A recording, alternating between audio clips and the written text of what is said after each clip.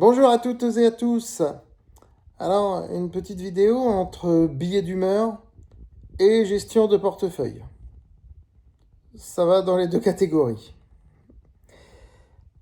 On va parler de la morale en bourse. Faut-il donner une morale à son portefeuille? Faut-il moraliser son portefeuille?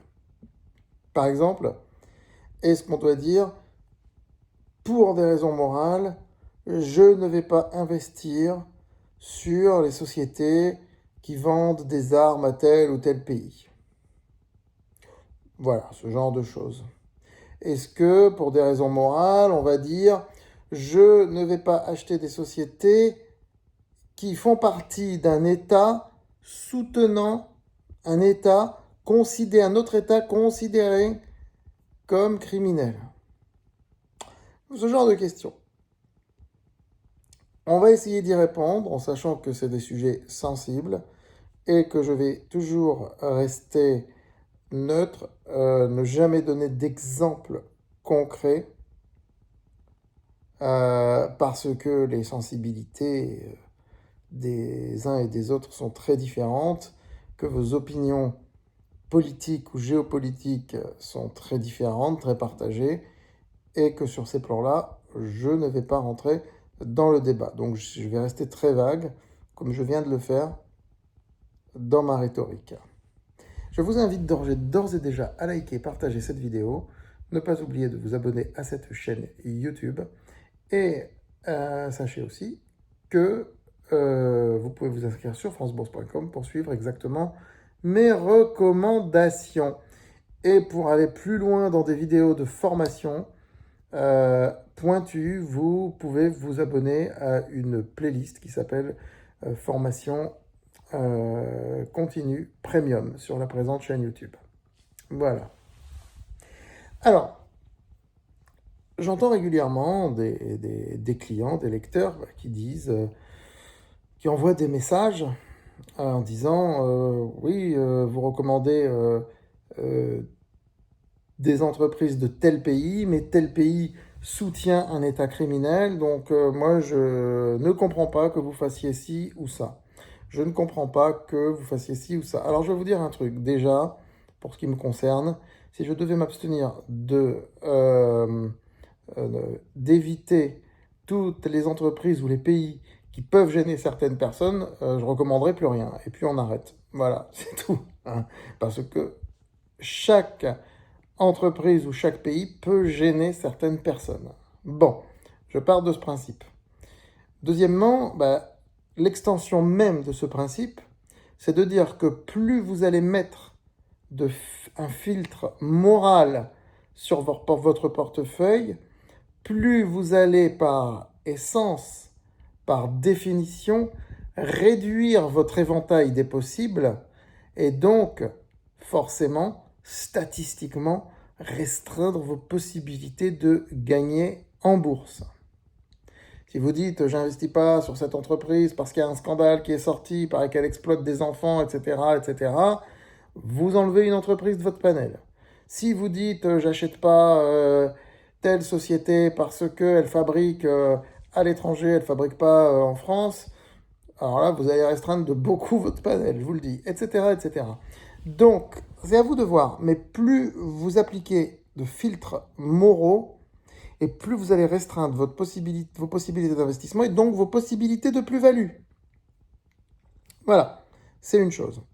Maintenant, il faut bien comprendre que l'argent n'a pas d'odeur. C'est un dicton, mais c'est la vérité. Vous refusez d'acheter les actions d'une entreprise ou des actions ressortissantes d'un pays parce qu'ils financent un État criminel ou ils sont compatissants vis-à-vis d'un État criminel, etc. Soit.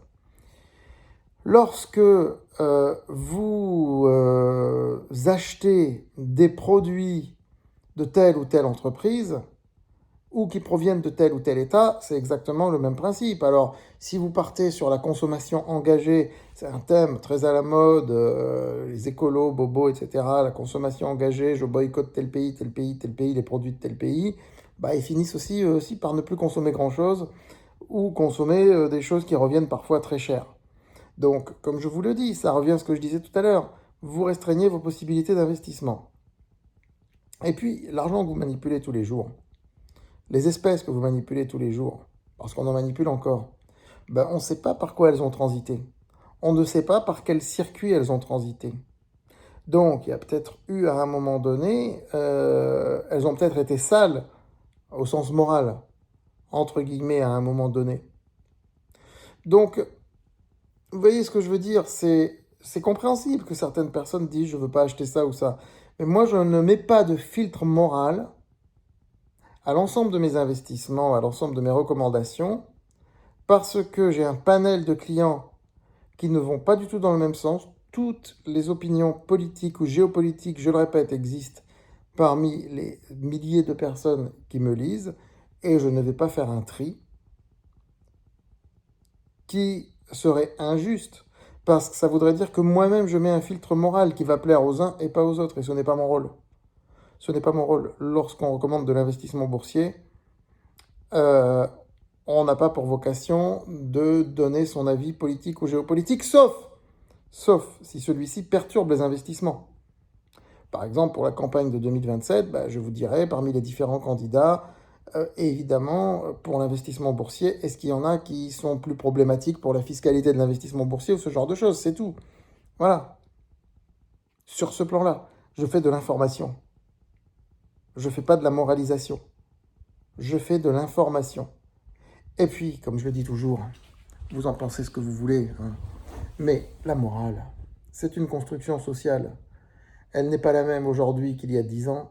Elle n'est pas la même aujourd'hui que ce qu'elle sera dans 10 ans. Elle n'est pas la même d'une région à l'autre, d'une ville à l'autre. Selon les gens que vous fréquentez, vous allez avoir des valeurs morales différentes. Ça, c'est de la pure sociologie. De la pure sociologie. La morale est une construction sociale pure. Il ne faut jamais l'oublier. Voilà. J'espère m'être exprimé sur cette question.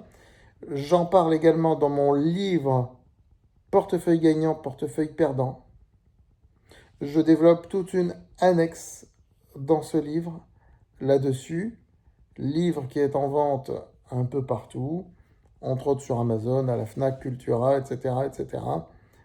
Aux éditions Réalis. C'est mon dernier livre significatif sur ma méthode publié à ce jour.